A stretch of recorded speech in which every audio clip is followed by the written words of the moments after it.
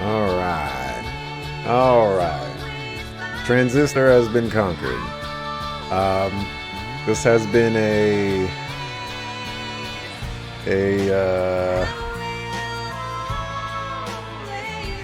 this has been a tough one for me. This has been a tough one. I said earlier today that the reason, or I went back to watch my basically day one of playing this game, and the reason for that is because I decided, you know what, if there's a game that I'm really not enjoying or really not having fun with, I should really take the time to kind of at least articulate the things that I don't like about it and why I don't enjoy it so much. So that was the primary reason for that, and I wrote down some thoughts and things like that. Um, so if you really love Transistor, uh, this is primarily going to be a very negative uh, collection of thoughts, I suppose. So I would say overall thoughts on the game. I I don't want to say I didn't like it at all, but I would say the vast majority of the game I just wasn't a fan of. Um, the and a great deal of that, it pulls on the very beginning of the game for me, which was I didn't know what was going on, how to do anything properly, what the game was really expecting of me. And so I'm just fumbling around trying to figure out how things work. And it was very difficult to do any of that. I was dying. I was learning mechanics that were making me feel worse. I was implementing things that made it harder for me, but the game wasn't really communicating to me that I was making the game harder for me. It was just it was just a really tough experience to get through in the very beginning. And once I removed myself from playing the game and then watched myself play the game, I started to pick up on things that I couldn't pick up on as a player. As a viewer, I could see an outside perspective of, oh, that that must work like that. And oh, I see that text label over there that I didn't correlate with that specific function over there. And and that was uh pretty much the saving grace, I guess, to this experience, because it helped me today get to a point where it's like, okay, I see where I did something wrong, and here's how I can start fixing things. Um for the story, I think this game kind of calls back to Bastion a lot for me. Um Kind of in the negative ways where I just don't think this particular style of storytelling is for me. I'm not a very narrative or narrator focused uh, person when it comes to engaging with the story. Um, it's it's not as interesting to me. It doesn't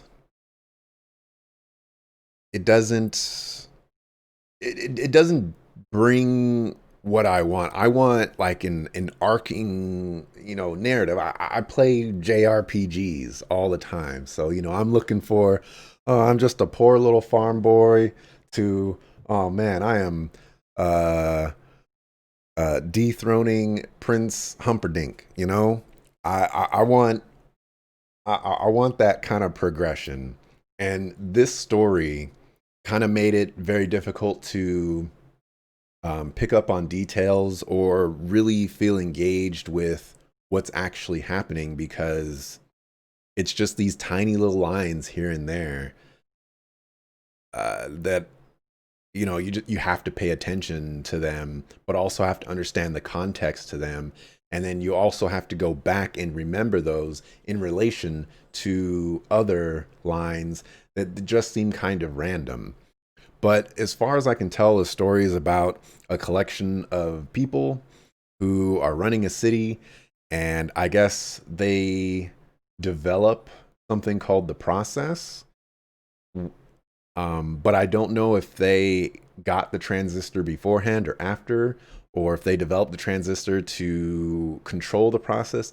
Not 100% sure, but something goes wrong and they need the transistor, which is the sword, to fix things. But I guess some people uh they got tired of waiting. And and some people were potentially good guys, some people were potentially bad guys. I don't know. I don't know. You mean you like Transistor, but because it scratched a very specific niche for you, you also didn't play it blind. Ooh. I I honestly think I 110% believe that playing this game with a guide that tells you about things is going to be an infinitely better experience than playing it the way I did. Reminded you a lot of Bastion as well. You're an atmosphere focused person when it comes to story.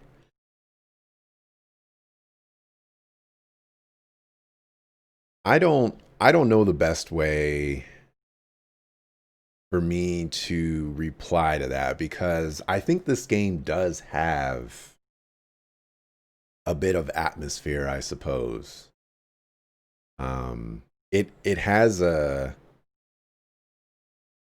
It has a cool way of how it wants to approach storytelling. I think it's just my personal tastes in story delivery really don't mesh well with it.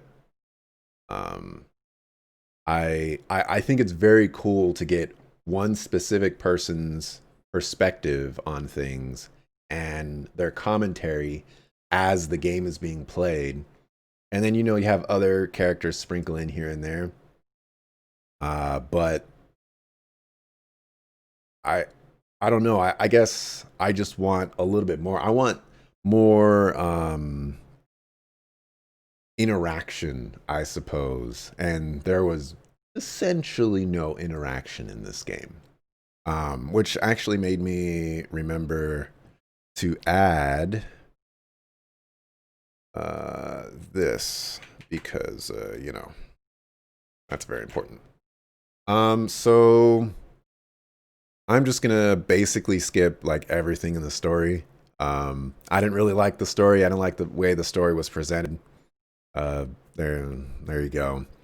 For gameplay mechanics and design, well, gameplay elements stand out. There's no title screen to tinker with settings prior to playing the game.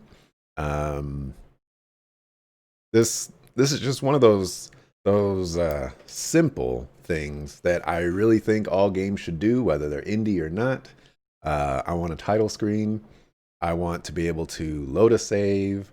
I want to go into the options to mess with sound and turn on subtitles and things like that. That's to me it's the bare minimum, and this game doesn't do that. There's no tutorial on how to play the game. This is something I struggled with a great deal because This game introduces a whole new way to play the game or to play a game with new terminology, um, and it doesn't illustrate to you not necessarily the optimal way to play, but the very basic ways to play.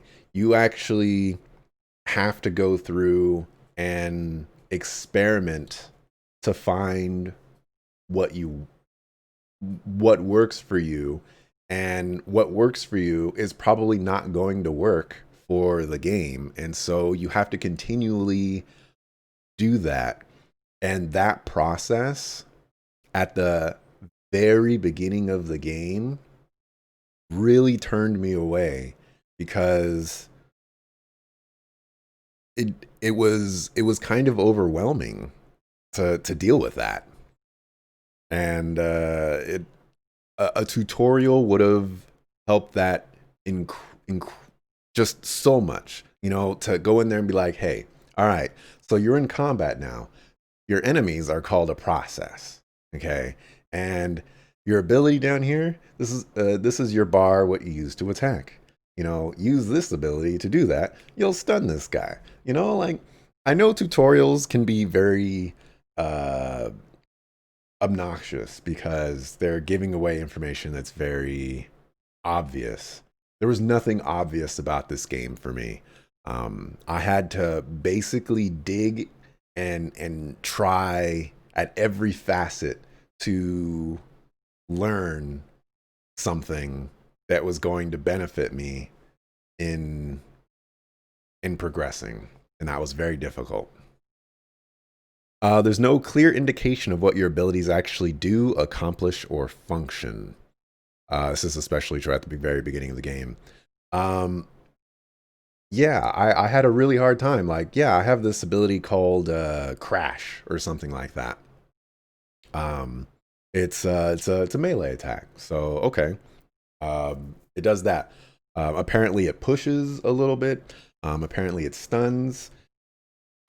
Without an access point at the very beginning of the game, without even understanding what an access point is and how to interpret the information that's there, Crash is just an ability that it's a melee attack that I really have no idea what other things are tacked onto it. So I struggled with that a lot as well. A new lexicon is introduced to describe familiar aspects, but there's no explanation to figure out what they mean. I kind of mentioned this before. There's a process, there's functions, there's a user, um, there's um, various other uh, terminology, limiters. There's all this terminology that they add to the game, but they don't tell you what they mean. Uh, the only one that really stands out to me is function. That kind of, like, that one's the front facing one of like, okay, my abilities are functions, and that's how I get that to work. But then there's stuff that wants to modify cells and things like that. So it's like, okay, well then what's a cell and how does this modify that? How does this limiter work? Uh, it it's it's a lot to deal with, especially at the very beginning of the game, where the game doesn't tell you how to interpret that stuff. Um, when leveling up, you're given choices of what to acquire. These are very vague descriptions and don't fully explain what the ability does. Um, I kind of struggled with this as well. I don't know what this does. Um, I wanna show some examples. Although I can't show examples specifically, I guess, because life is hard. Hey, Um, Rat, all we're right. not gonna get away with this, are we?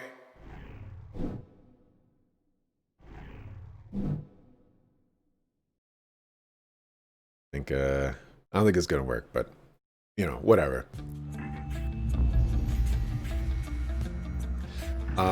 It's just like I have two options, and what do I do with those options? There's no like screen that shows me what the ability does. There's no way to see how this ability interacts with other abilities. It's just I have this text on the screen that once I choose it, I can't undo that choice. So I'm making the best decision possible. And I know that there are other games out there too where, they do something similar, but their descriptions are so much more descriptive. If I have an ability that wants to attack something and stun something, like it's gonna say like, hey, it's a medium range, attack that stuns them for this amount of seconds. It costs this much. This is your cooldown. Stuff like that. This game doesn't do that, and it just added on to the issues of everything else compiling on hurting my very first impression of the game and trying to get out of that hole.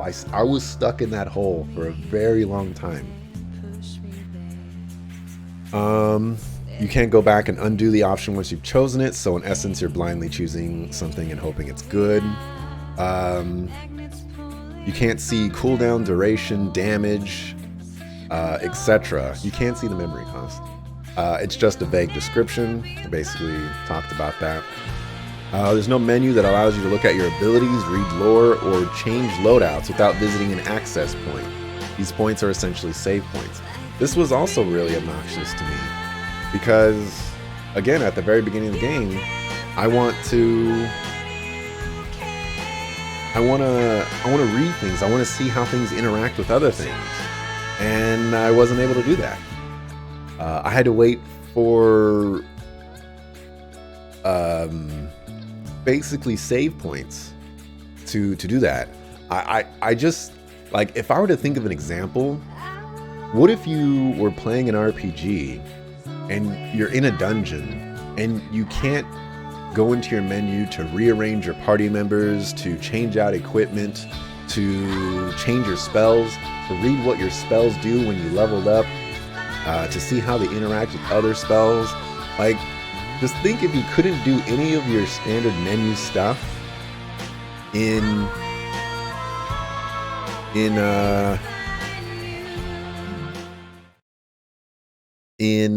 an RPG. And that's the struggles that I dealt with here. I did that because I don't know if the music was too loud, but it sounded too loud to me. Yeah. Transistor is what you would call a minimalist game when it comes to storytelling. It's almost like reading a novel story, but via a comic book with almost no words. I think that's very apt, I suppose. I would like to say that comic books are more descriptive with their story still.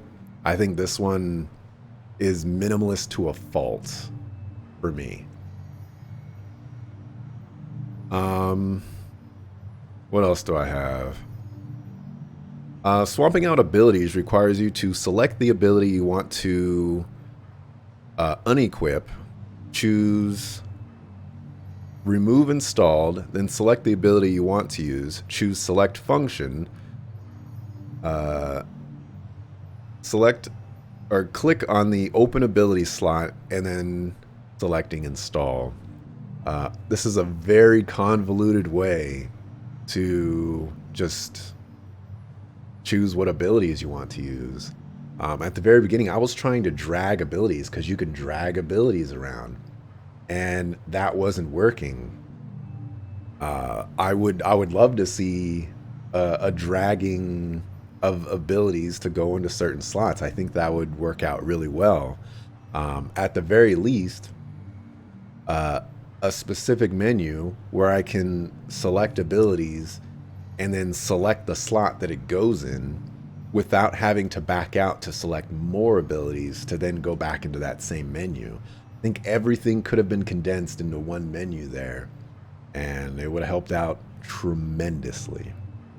I think there's a lot of space that could have been utilized better in that area. And then in rewatching day one of the playthrough, I've come to understand limiters. I think they buff enemies in exchange for experience. Um, so I kind of talked about that at the beginning of today as well. I think limiters basically provide you a disadvantage or a buff to the enemies in exchange for a percentage of experience gained. Um, I think this could also be interpreted as a difficulty option, basically. If you want to play the game on a harder difficulty, you have limiters to provide that for you. Um, I think this mechanic is totally fine, totally cool, if only they explained it. Along with all the other things that limiters are attached to, I think this would have worked out perfectly fine. I would have never equipped a limiter if I knew it was going to negatively impact me the way it did. Um, and then for combat, if you die in combat, you lose an ability instead of getting a game over. That ability comes back after visiting 2 access points. Um, I didn't like this at all. Um, I I don't know 100% if I want to commit to this, but I feel like I would rather just die, get a game over, and restart the fight than to continue a fight that I'm struggling with less options, especially if I lose an option that is uh, a significant uh, tool that I'm using to win the fight. Because now I just lost that. Now I'm fighting a difficult fight at a disadvantage, and the chances of me losing even more become greater. I never experienced a time where I've lost 3 or more abilities, but what if I got into a situation where all I had was my stealth ability left? I can't attack with my stealth ability. So what, do I just stand there and die? I don't know. It brings up questions there, and I think it's a neat idea that needs to be tweaked more. For dungeons, I don't really have anything to say about dungeons. Um, for cardinal sins, the subtitles are at the top of the screen, and I can't bring them at the bottom of the screen. I loathe with a passion when they put subtitles at the top of the screen. It's just obnoxious. Also, silent protagonists. We've been here. I don't like silent protagonists. I think they're a complete waste, and I think it's interesting how Supergiant does the narration with Bastion and Transistor, and how they're still giving you a story from another character that's basically a protagonist, but it's not the character you're playing. Like, why can't I just be a floating sword and let's just get rid of red entirely? Maybe I'm looking for red. I don't know. I would have enjoyed that much more, but as far as I'm concerned, red is just a waste of space until the very end, where she says, "Hey, I thought that was really, really nice."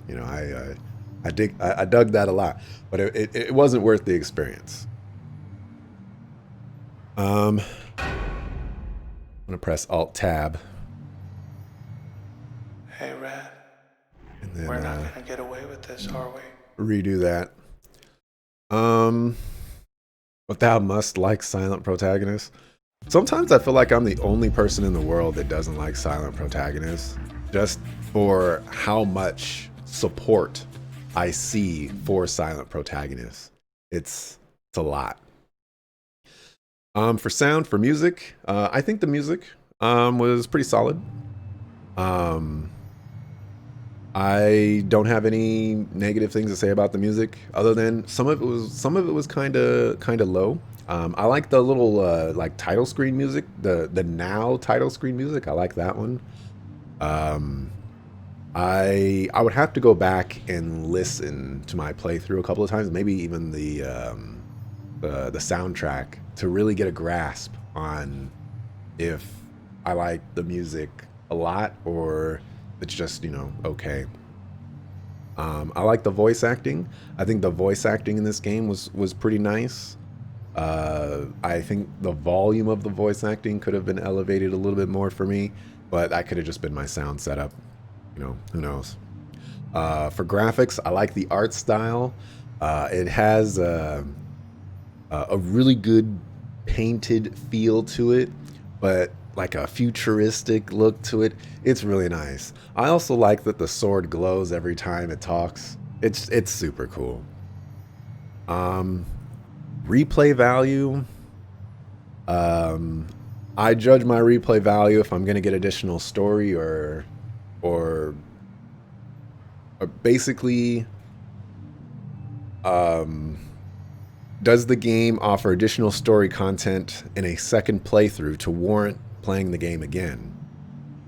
Such as Fire Emblem Three Houses, they have three separate playthroughs, and I will get new story in each one of those playthroughs that differs from the others. And I don't think I would get that in this game. I am curious if I don't communicate with, I think his name was Gabriel.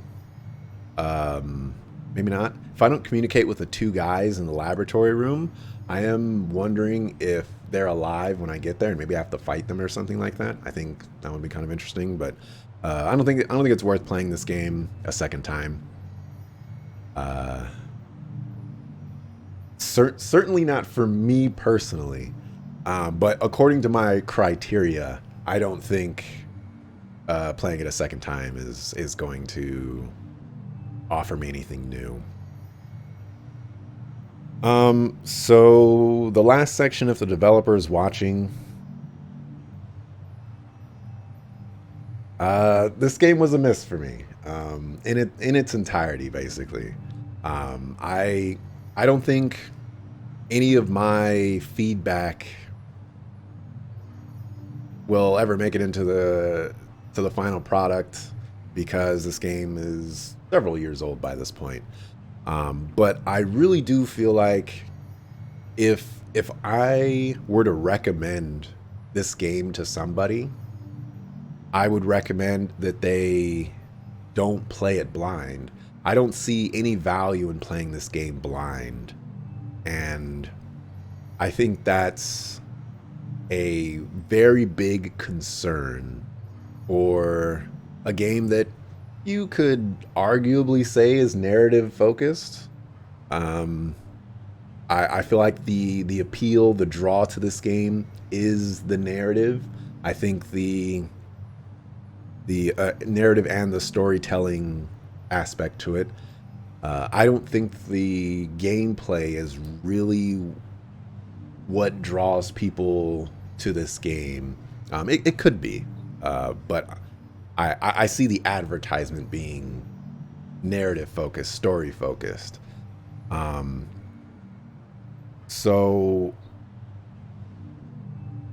without without changing up the way it's delivered, the only thing I would basically suggest is I would love to see a tutorial. Um, if not a tutorial, at least a glossary that explains what things are. Would love to see expanded descriptions. Um, I would love to have a menu that's accessible anywhere, where I can look at my abilities. Um, Basically, just everything that I complained about. I wish it would be tweaked or changed in a way that kind of benefits a more positive playing atmosphere slash style slash experience. Um, I I've been hesitant to say this, but like this has probably been the least enjoyable game that I have played in uh, in a long time. Um, uh, it has been a worse experience for me than Kingdom Hearts One, and I think that's saying a lot. And the reasons for that is because the the lack of information. So yeah, those are my thoughts on Transistor, and there you go.